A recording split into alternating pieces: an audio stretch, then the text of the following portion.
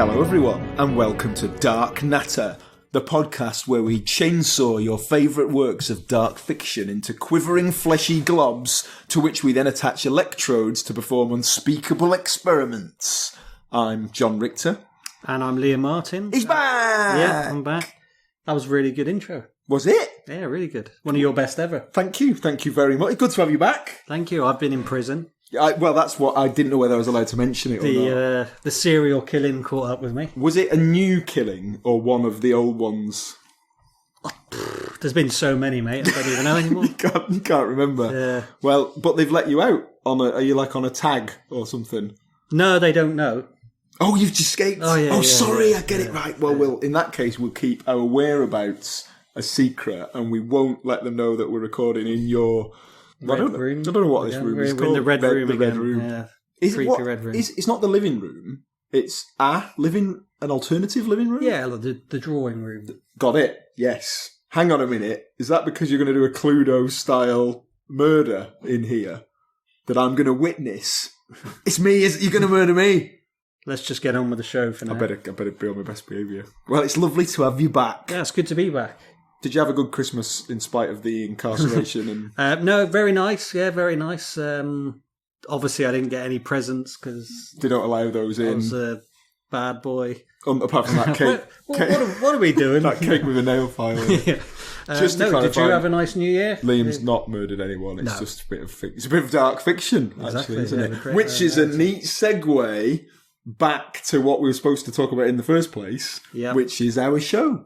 And as you all know by now, the format of this show is one of us will pitch to other a work of dark fiction, and it will be up to the other one to establish whether it is worthy of a place in the hallowed, prestigious, ultra-exclusive Hall of Pain. You've been working on that, or you've been in the nick? No, not really. No, that's why I couldn't decide, what to do for it. So I was thinking we could like put in a sound effect of a really good one, and then I could pretend that you did a really good one. Yeah, I'm up for that. Should we just do that, and then I'll decide later how I edit it? Definitely. Right, pretend that was the sound effect just then.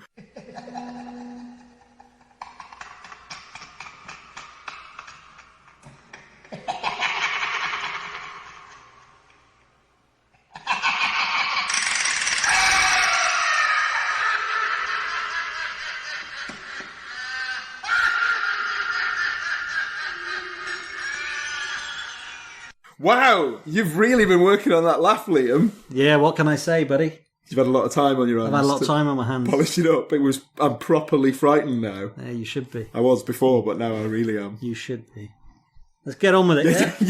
Good thinking. So it's your turn to pick. Well, it's all got a bit messed up, hasn't it? We had Ryan on as a guest who was lovely. That meant he got to go. We had a Christmas special. That was like both our goes. Hayden had a crack at it. We rambled on for ages, actually, about Mortal Kombat. But it's my go, I think. We'll have to get him back.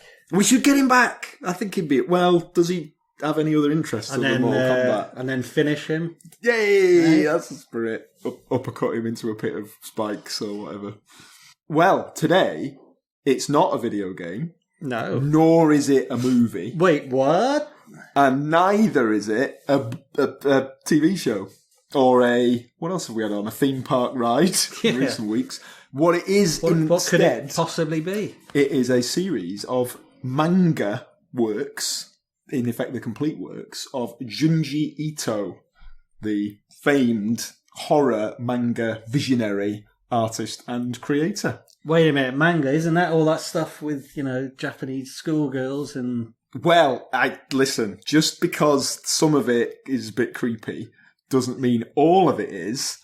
Of course, it's got that manga. But wait a minute, this is creepy? Isn't it? That's the whole point. Yeah, actually, this has got loads of creepy schoolgirls in it getting murdered, so you're spot on. You've identified an early problematic. So yeah, I guess, well, let's face into that. Manga and that whole sort of anime culture. I've been to Japan a couple of times. I love Japanese culture. I'm a big nerd and otaku, as they say. There is that odd cultural difference there where you get a lot of these sort of scantily clad young female characters who have slightly worryingly childlike faces stuck on the top of the sort of grown women's bodies, which is a bit weird and not to my tastes. Junji Ito, I think, appeals to me. So I guess I haven't, therefore, enjoyed that much manga. No.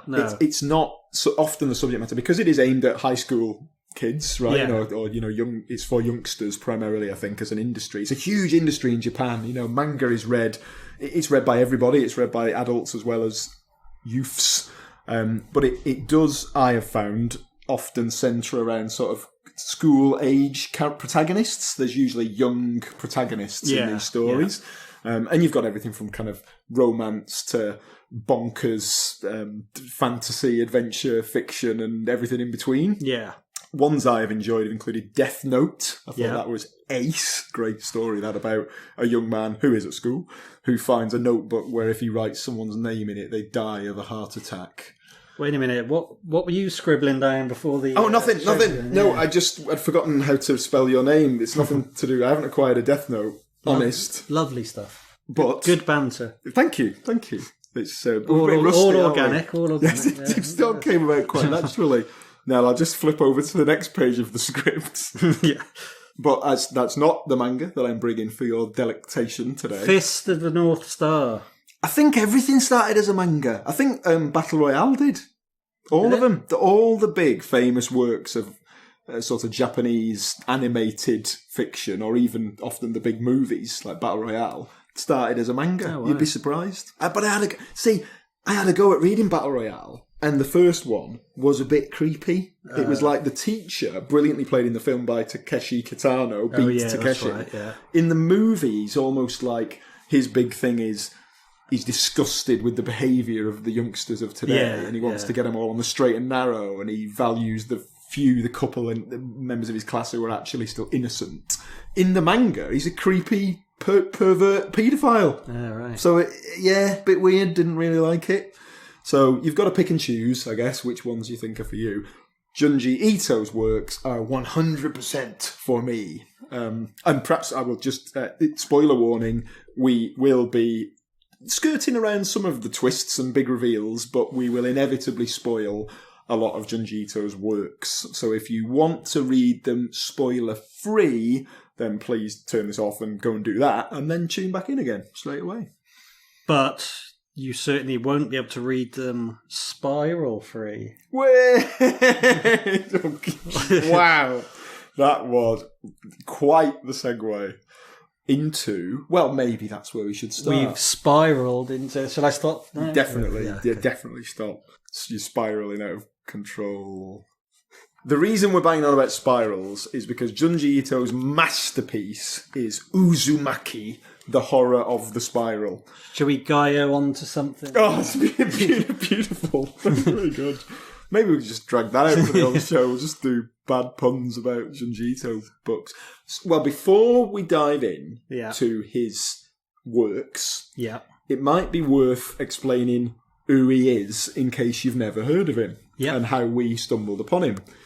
In my case, as you've learnt by now, everything links back to Silent Hill. Yeah. So everything in my life is either a result of Silent Hill, is part of my plan to eventually move to Silent Hill and actually build it in real life and make its hellish, torturous purgatory a reality. In this case, the ill-fated Silent Hills project that was mooted to be created by Hideo Kojima a number of years ago, one of the all-star roster that he had lined up to work on that was Junji Ito was going to provide artwork and graphical input. And I thought, who's this Junji Ito guy? Google. Whoa, Jesus, that's a horrible image. Cool, I better read some of that. And that led me on to reading Junji Ito's works. Exactly the same for me. I remember I was writing about Silent Hills and PT quite a lot at the time, after PT was unexpectedly released. Unleashed. Almost as unexpectedly as it was then canned. Well, and kind of following the project for a while, and then you find out all these amazing things after it was, essentially cancelled. And that was where he kind of first came on my radar. But you went straight in there. I mean, I still was a few years before I properly got into him. But I basically took the internet's recommendation and a few people who I know have also read it and read Uzumaki, which is regarded as his greatest work. Perhaps before we dive into Uzumaki specifically, just to cover what are generally regarded as Junji Ito's works, in effect.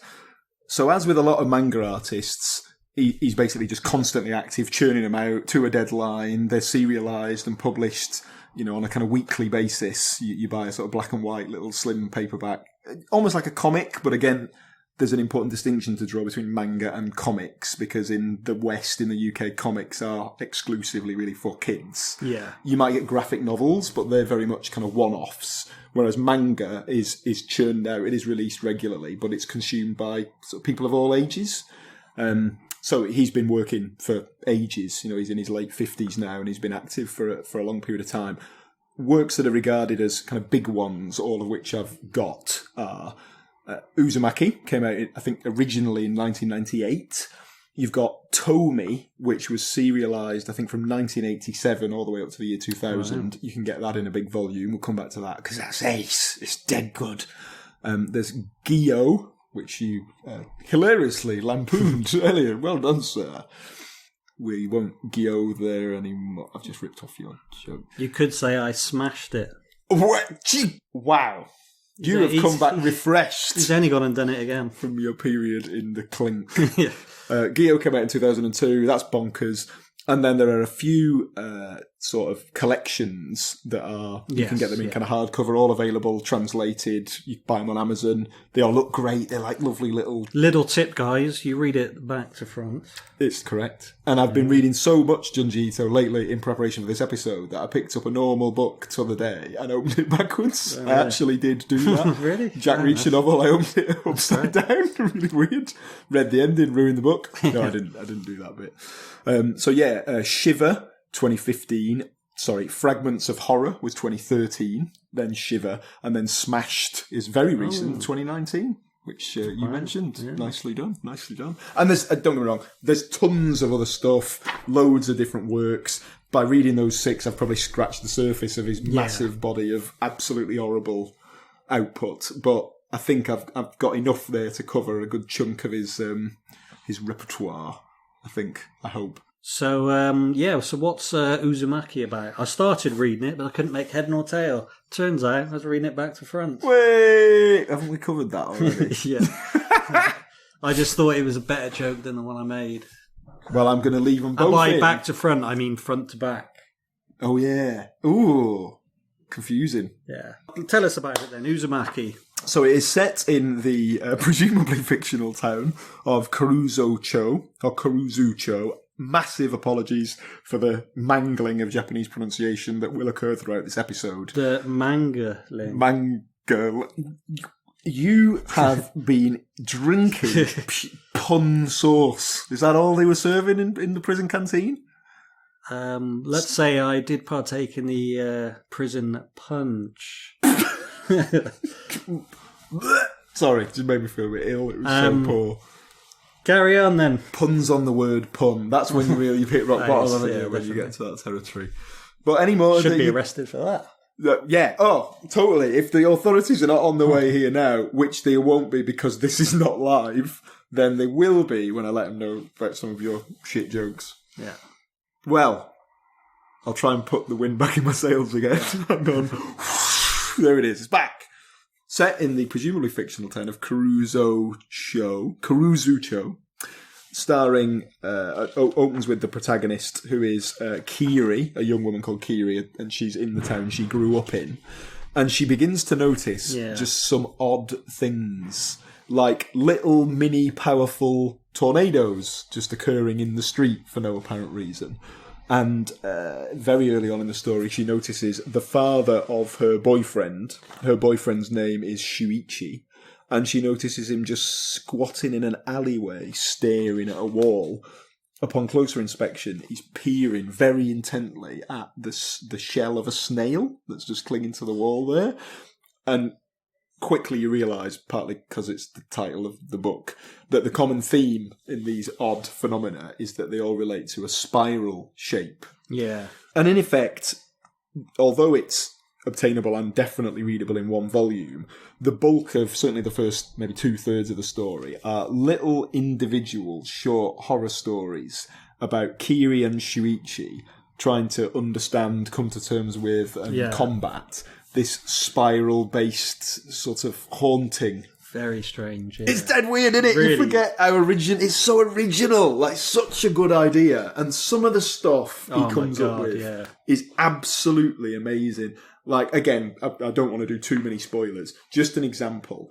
There's a story in here about pregnant women who become thirsty for blood as one of their sort of pregnancy cravings. So they start using like corkscrew spiral drills to drill holes in people to drink their blood to feed their unborn infants.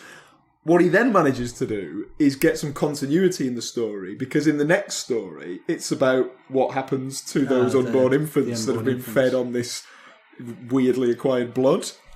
But perhaps before we jump to those later stories, to cover the sort of opening, the first major horrific reveal, really. The first story centres around Shuichi's dad's kind of descent into spiral-based obsession and madness, culminating in his death. So he becomes weirder and weirder, eventually dies. They rock up to the funeral. This is where a understandably troubled Shuichi reveals to Kiri that they've lied about the circumstances of his dad's death, and that his dad became so obsessed with the spiral shape that he climbed into their sort of, what would you call one of those circular wooden baths, what they have? Yeah, I'm not sure what they're called. A hot tub. One of those traditional Japanese round baths. They open that one day to find him contorted into, he's crammed himself in there and somehow managed to twist himself into the shape of a perfect spiral. And that perhaps is a delivery mechanism that Ito uses very frequently throughout all his work, which is slow build dread, horrible setup, something bad's going to happen, turn the page, bang, absolutely disturbing, disgusting body horror image in your face, large double page spread, makes you want to be sick. He does, he loves that. He does that a lot, doesn't he? Yeah. Which is great. I love it. I think it's awesome. Like, I genuinely... I've been inspired by that approach in a lot of my short horror stuff that I write. I know I've said this quite a few times on the show before about the Stephen King's 3 levels of horror, the thing about terror. Then terror is about building the feeling of dread, or I'm in a dark room, there might be something here.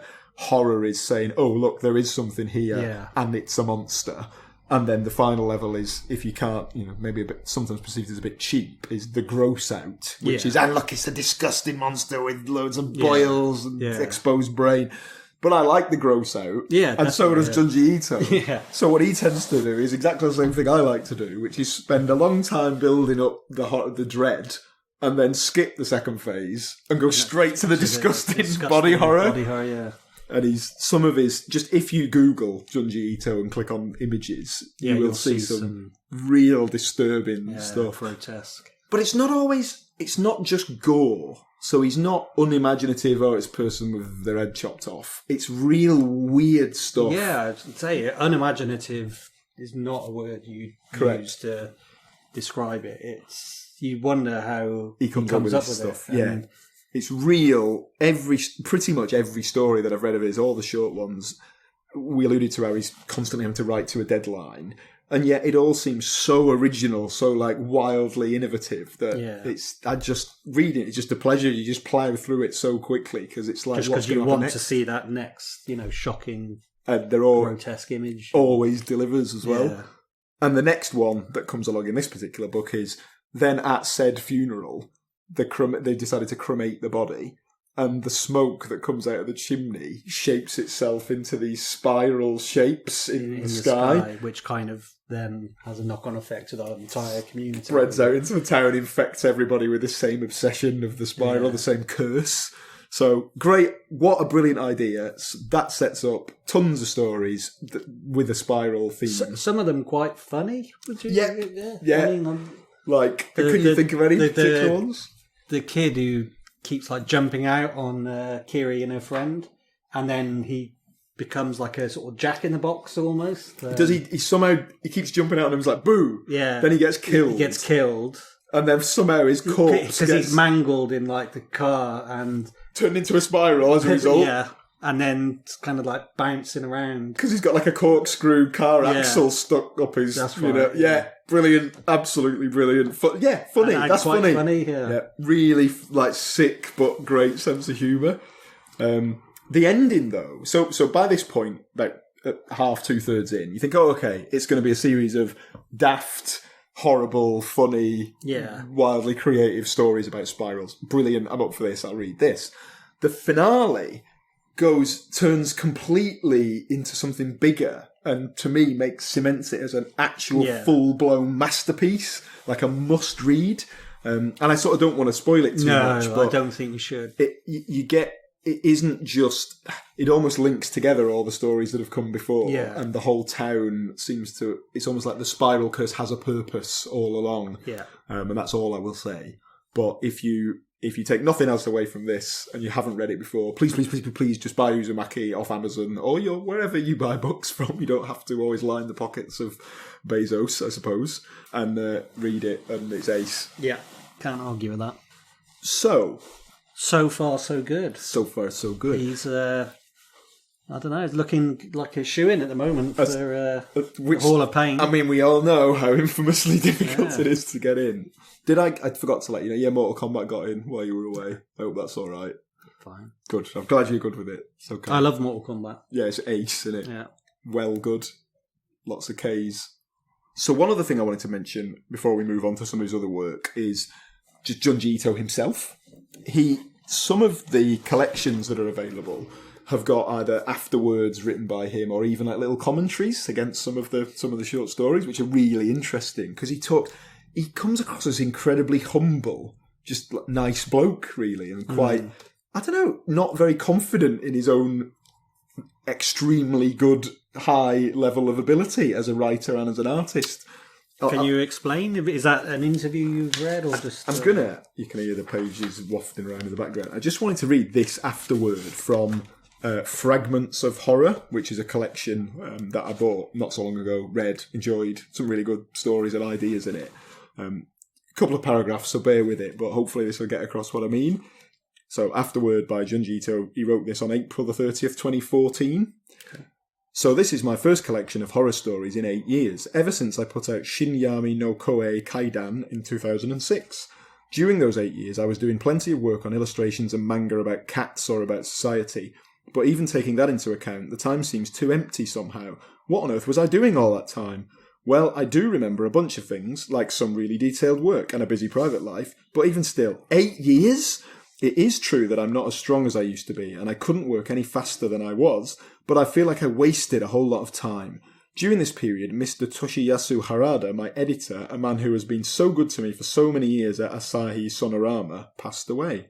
I had wanted to work with Mr. Harada again, so when he passed away, he left a gaping hole in my heart.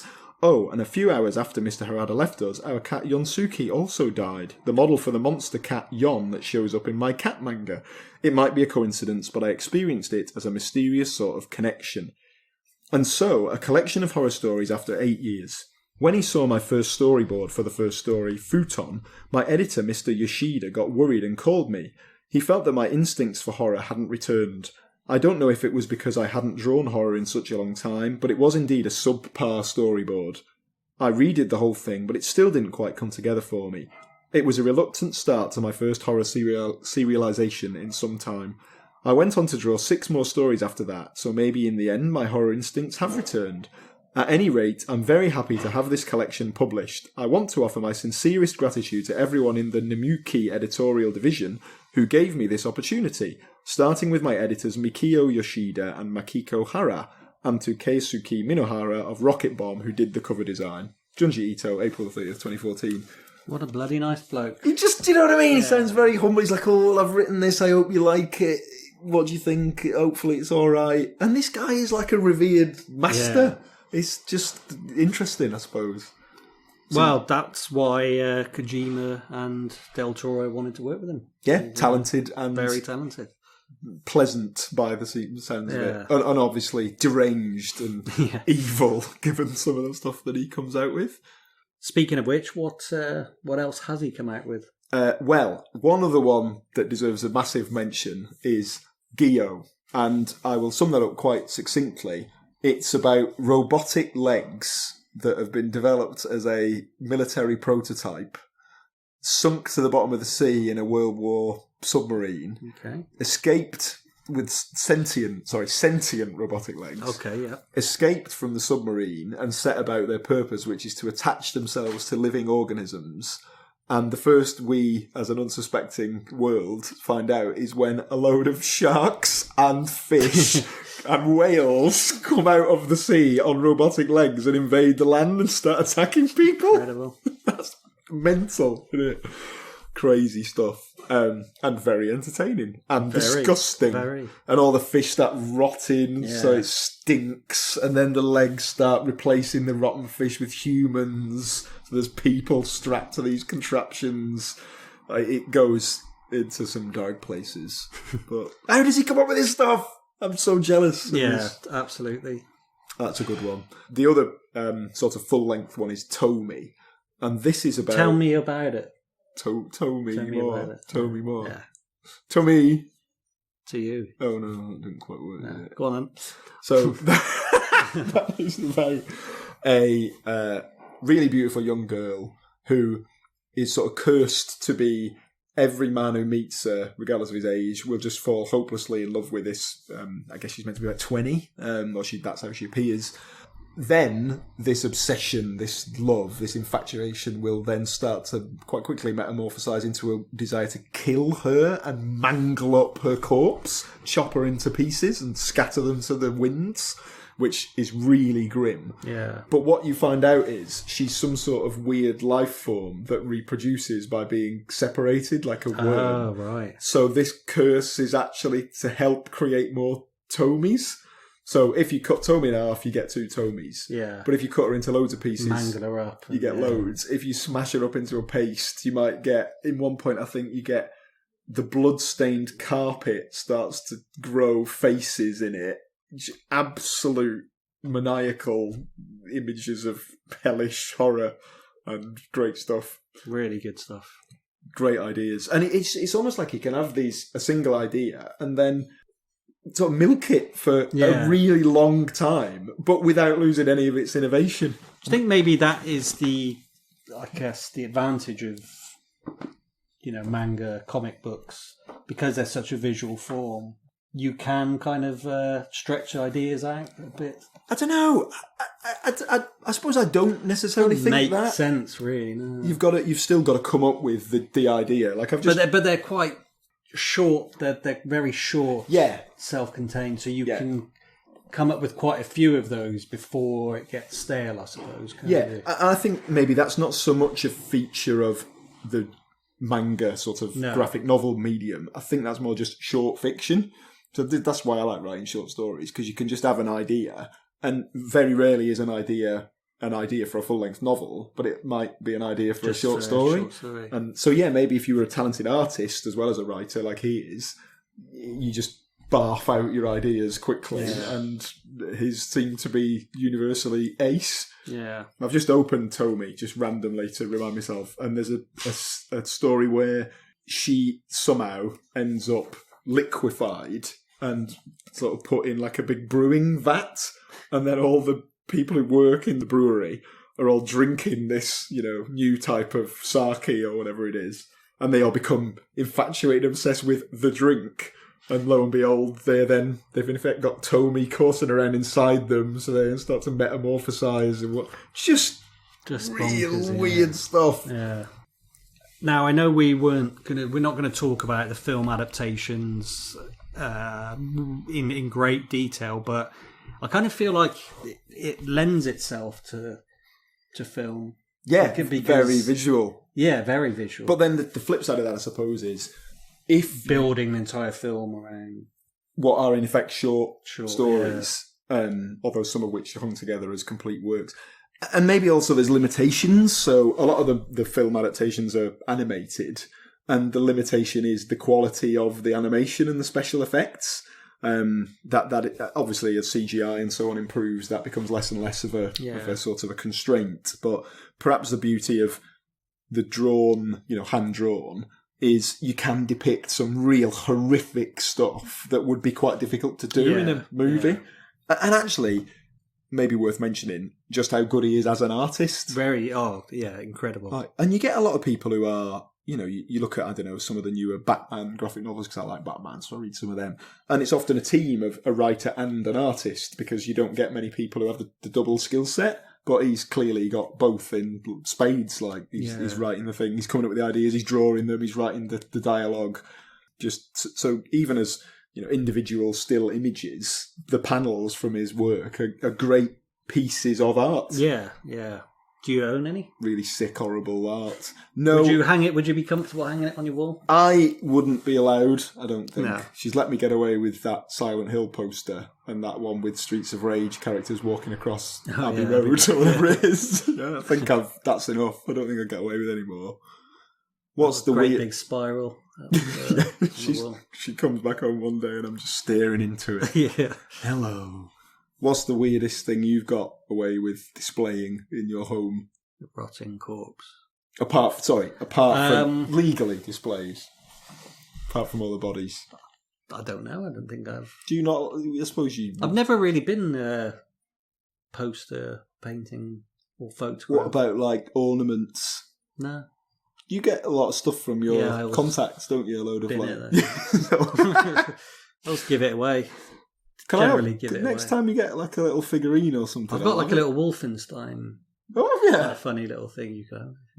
Done. Yeah, I'll swap you for something. I'll have a think what that is. Your soul. Done. Deal. I'll give you my soul in return. I want a little. That's another little Mortal Kombat. You weak, pathetic fools! I'll steal your soul. Come for your soul. He sounds a bit like Dr. Claw, doesn't he? Yeah. Off Inspector Gadget. I'll get you next time, Gadget. Next time. Future episode idea. I think I've just knackered my voice though doing it. So anything else to add then about... That's how Dr. Claw died. I think he got just a real bad sore throat. He had to retire, actually.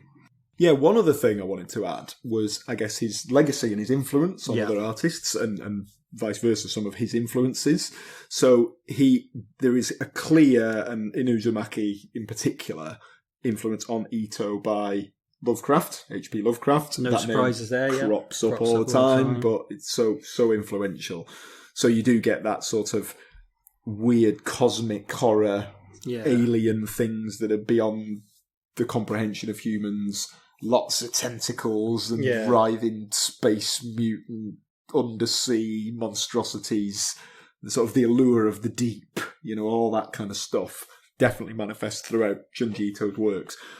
And then he's gone on to influence other things. One that we've talked about before on this show is Bloodborne. So although Bloodborne is, spoiler alert for Bloodborne, actually, if you skip ahead by a minute if you don't want to hear about that, but Bloodborne is famously very influenced by Lovecraft, but also I think more specifically by Ito and some of his designs. There's definitely a familiarity there if you look at some of the creature designs in that game with some of his stuff. Which is one of the reasons I love the game. The Brain of Mensis, when you see it up close, you just suddenly see the eyeball and horrible. It's just disgusting, isn't it? And real. You definitely see that in his work. So. Yeah, it's body horror, but it's even some of his more esoteric, outlandish creations. They are still horrific and disturbing, even when they cease to resemble bodies anymore. Yeah. There's one about there's a cursed cat in one that I read, and it's quite sad in a way because it's like a little lovely cat that gets adopted by this girl, but then her evil, horrible brother puts a curse on it, and it becomes gradually more monstrous. And I think one day it rocks up at home. Cats sometimes bring you like a mouse that they've killed and leave it almost as like a gift, and it's like, cheers for that, mate. Thanks a lot. It brings home this weird glob of eyeballs and insectile limbs that God knows where it's been in order to acquire this perverted version of a mouse. But even that image of, oh my God, what have you got? Oh, get rid of it. Oh.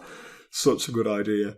So there's a definite sort of through line there with the works of H.P. Lovecraft, I think, whose tendrils continue to be felt across the horror medium.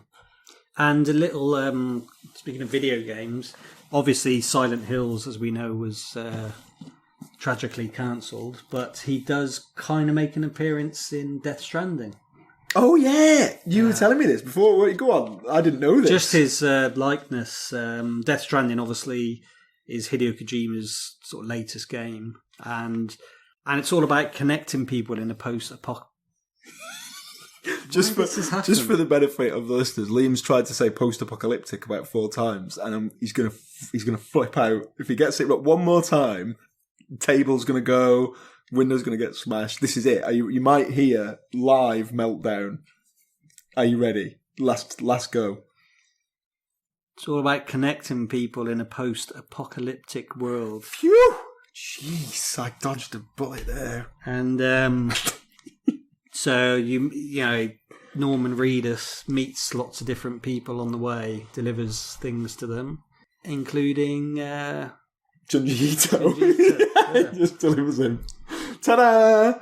Conan O'Brien and drops him off as well. That journalist. All his mates, all his celebrity mates. Mates, yeah. It's I don't know. I'm only halfway through Death Stranding, but that sense of boys' club all having fun together is a little bit... It's grating on me a bit, to be frank. Okay. It's a little bit... I'm not down with all the humour, maybe. We'll see. I'll finish it first instead of slagging it off, maybe. But Junji, we love him. So he's in it. So I think I've met the character then, because there's a load of these guys who are like they're in charge of an outpost, and you have to go and connect, as you say, connect them in a post-apocalyptic society. And I think I remember the particular Asian dude, and that could well be him. Yeah, I've definitely seen that guy. He looks very young, doesn't he? Considering he's 50-odd. But he looks good, actually, doesn't I know. he? Yeah. Maybe it's all that humility. Maybe we should try being more humble instead of being arrogant pricks like you. Have we missed anything? Well, I mean, you know, it's one of those. We can't talk about every single thing he's done. You just got to check it out for yourself, I think. Yeah, you know, definitely have a crack at Uzumaki. Yeah, I think that's the gateway, isn't it? If you like that, you're going to love it. Correct. Yeah, buy up all his collections and everything, but you may as well start with the masterwork. Because why not? I think. Why not? In which case, I'll perhaps do a quick sum up. Yeah. And then it's over to you to decide on the fate of Junji Ito Hall of Pain entry. Go for it. In summary then, Junji Ito is the best manga artist and writer going, in my opinion. Appreciate that I'm dismissing a huge, entire culture you prick. Yes, but, I am. What are you going to do about it? Otaku, come at me. Please don't come at me, because there's probably some quite tough ones of them, or maybe even just by volume. If all of them came at me, I would be crushed, wouldn't I? Like some sort of Junji Ito stampede horror story. It's an idea for you, Junji, if you're listening.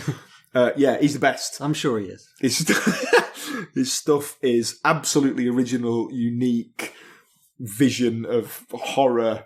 Monstrous body horror, contorted faces, bodies, people put in shocking, appalling situations. Quite funny, as you alluded to earlier. Some of it darkly hilarious, some of it very not hilarious and just sick. But never, it's not gratuitous. It is graphic and it is unpleasant and it is often body horror. But it's not gratuitous. It's not Saw kind of territory. Some of the people look a bit sore. Hey, that was a pun. There you go. Thank God for that. But it is always relevant to the story, original imagery, and endless. It feels like you're on a horror roller coaster funhouse, and it's like, what is going to happen when I turn this page? I actually have no idea what is going to confront me. Oh my God. That is very true. It's like you said earlier, you know it's coming. You know that payoff is coming. The double page, just horrific imagery is coming. And you're just not prepared for it because you just haven't got the imagination that this man has got. Exactly that. It makes you feel completely bereft of imagination reading his stuff because he's just clearly got so much of it. The other day, I was reading one on the tube and I saw the person next to me give me like a funny look. They were a bit disgusted by the picture that was revealed, which I was like, I don't know, a bit embarrassed and also a bit like, yeah, that's right. Yeah. That's how I roll. So you're like a sort of Patrick Bateman character? Then I got arrested as a police officer. So, over to you, Liam. Have I convinced you to let him in? Look, it's getting pretty crowded in there. Not everyone can make it in. But he's only one man, isn't he? He won't take up much room. Go on, he's in. Oh, and he's so nice. He is as nice. Well. He'd probably nice for the Hall of Pain. That's true, actually. They'd make mincemeat of him in there. Yeah. But, well, maybe we could give him a special little cell. He's in there. He's in there. I'm relieved and thrilled and and probably quite surprised. Oh yeah, I mean, as we've much talked about, it's virtually impossible to get in. Yeah. Well, thank you for your decision. I am thrilled, as I'm sure Junji Ito will be. Thank you for pitch. Well, it'd be your go next then, wouldn't it? Yeah. Have you got one in mind? I've got a few things up my sleeve. All right, that's good. You've only got a t-shirt on, so they must be quite small. They don't need to know that. Sorry. Well, at least they know you're clothed, or at least your top half is clothed. Yeah, I'm completely bare from the bottom down. And that's why I'm leaving. Yeah. Until next time. See you soon. Take care. Look after yourselves. Don't get mangled. Are we going to keep doing this? I always do. Yeah. It's become like a tradition. Don't get mangled up in the axles of any cars and turn into a spiral. Don't stare too long at a snail, lest you be cursed. Should we leave it there? Yeah, I gotta turn it off now. See ya. See ya. Thank you once again for joining us for another delightfully disturbing Dark Natter episode. We hope you enjoyed the show and would like to also thank Ross Budgen, as always, for our ace sinister theme music.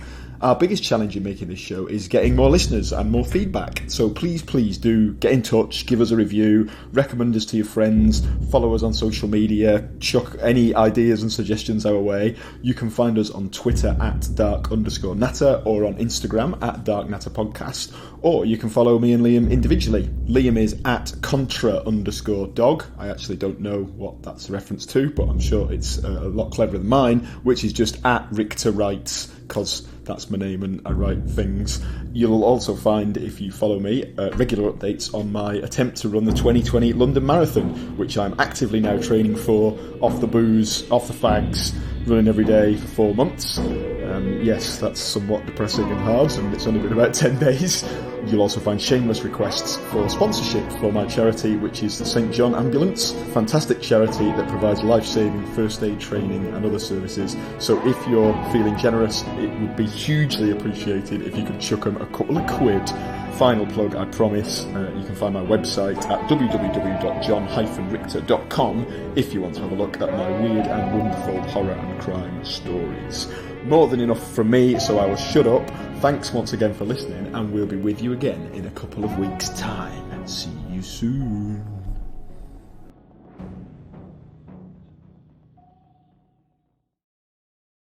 One other thing I wanted to add was... Forgotten, I've got to look at my notes. Hang on, sorry.